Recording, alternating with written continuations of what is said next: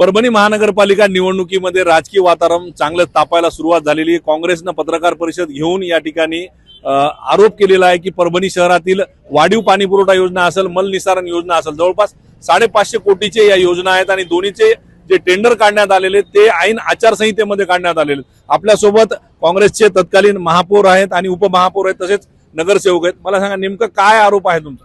2017 मध्ये भाजपच्या लाटमध्ये आम्ही सर्वांनी मिळून या ठिकाणी काँग्रेसची महापालिका आणली आणि संपूर्ण विकास कामं त्या ठिकाणी आम्ही सुरू केले। आमचा कोणत्याही विकास कामाला त्या ठिकाणी विरोध नाही, परंतु 15 तारखेला ह्या 2026 ची महानगरपालिकेची निवडणुकीची आचारसंहिता लागली आणि त्यांनी 16 तारखेला हे मल निसारण आणि समांतर पाणी पुरवठ्याचे असे एकूण 550 कोटीची त्यांनी निविदा प्रक्रिया सुरू केलेली। आमचा काँग्रेसवाल्यांचा असा आरोप आहे की ही निविदा प्रक्रिया फक्त टक्केवारीच्या दृष्टिकोनातून त्यांनी सुरू केली। त्यांच्या मर्जीच्या गुत्तेदाराला काम हे भाजप आणि त्यांच्या सोबतचे सर्व सहकारी त्यांच्या मर्जीतल्या गुत्तेदाराला काम देणं, त्यांच्याकडून टक्केवारी घेणं आणि 2026च्या परभणी महापालिकेच्या निवडणुकीमध्ये भाजपचे जे काही लोक असतील त्यांना ते टक्केवारीचे पैसे देणं आणि निवडणूक त्या ठिकाणी लढवणं हे एकमेव त्यांचा उद्देश, दुसरा कोणता उद्देश नाही। पण असं असताना जर समजा राजकीय दबाव असेल तर प्रशासन इथं प्रशासक आहे, प्रशासकांची चूक आहे का याच्यामध्ये? प्रशासकाची चूक आहे।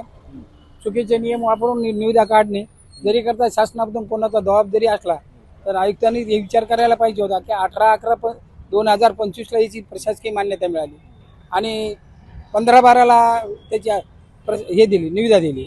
म्हणजे एक महिनाभर का ठेवली ती त्याच्यावर? 1 महिन्यापूर्वी कॉल करायला पाहिजे होते ना त्या काळामध्ये। ती आचारसंहितेच्या काळातच का कॉल केली? आणि त्यामुळं त्या सगळ्या गोष्टीचा म्हणजे नियम हे काम झालेलं आहे। त्या सगळ्या गोष्टीच्या विरोधात मूल्यांकनाचा एक विषय याच्यामध्ये मूल्यांकन अतिशय आवश्यक आहे। 21-22च्या दरानं 21-22च्या जे काही चालू दर असतात त्या दरानं ही निविदा केलेली आहे। मग जेव्हा आपल्याला निविदा काढायची असती त्यावेळेस चालू दराच्या ऐवजी इव्हॅल्युएशनचे दर हे करायला पाहिजे, चालू दरानं निविदा काढायला पाहिजे आणि त्या दरानं निविदा मागवायला पाहिजे। असे सगळे शासकीय संकेत आहेत, पण त्याची सगळ्यांची पायमल्ली करून आहे त्या प्रशासकीय मान्यतेला म्हणजे 4 वर्षाखाली गेलेली योजना 2021-22ला आता मंजूर होऊन आली तर त्यावेळेची किंमत होती 408 कोटी। आज ती योजना 500-600 कोटीपर्यंत चालली। त्या कॉस्टला न कॉल करता ती 408ला कॉल केली। मग हे जो डिफरन्स आहे हा डिफरन्स कोण देणार आहे उद्या? परभणी महानगरपालिका कोणाला याचा फायदा होईल आणि कशामुळे हे केलं असं वाटतं? सध्या जे सत्तेमध्ये लोक आहेत हे त्याच लोकांनी हे केलेलं आहे, कारण त्यांनी आता याला प्रशासकीय मान्यता मिळून जवळपास 1 महिन्याचा कार्यकाळ केला तरी देखील त्यांनी ती निविदा लावली नाही आणि ऐन इलेक्शनच्या काळामध्ये त्यांनी निविदा लावली की जेणेकरून की ह्या निविदेकडे कोणाला लक्ष जाऊ नये याच्यामध्ये। आणि त्यांनी निविदे जाहिरात सुद्धा देताना त्यांनी अशा पेपरला दिली की जे पेपर इथे लोकलला कुठे मिळत नाहीत किंवा त्याचे काही नॉर्म्स आहेत, त्याचे लोकल पेपर पण जाहिरात असली पाहिजे किंवा त्यानंतर आपल्या विभागातले एक पेपर असला पाहिजे असे त्याचे नॉर्म्स होते, पण ते नियमाचे सगळे डावलून त्यांनी ती जाहिरात त्या पद्धतीने त्यांनी दिली। काँग्रेस आता काय भूमिका घेणार आहे?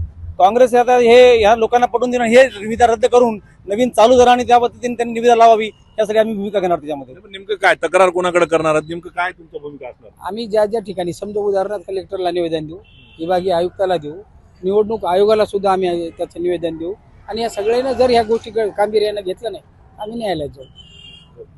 एकूणच बघायला गेलं तर या सर्व प्रक्रियेमध्ये कुठेतरी राजकीय हस्तक्षेप आहे आणि प्रशासक या राजकीय हस्तक्षेपाला बळी पडतायत असा आरोप या ठिकाणी काँग्रेसने केलाय। पंकज क्षीरसागर, एबीपी माझा, परभणी। एबीपी माझा, उघडा डोळे बघा नीट।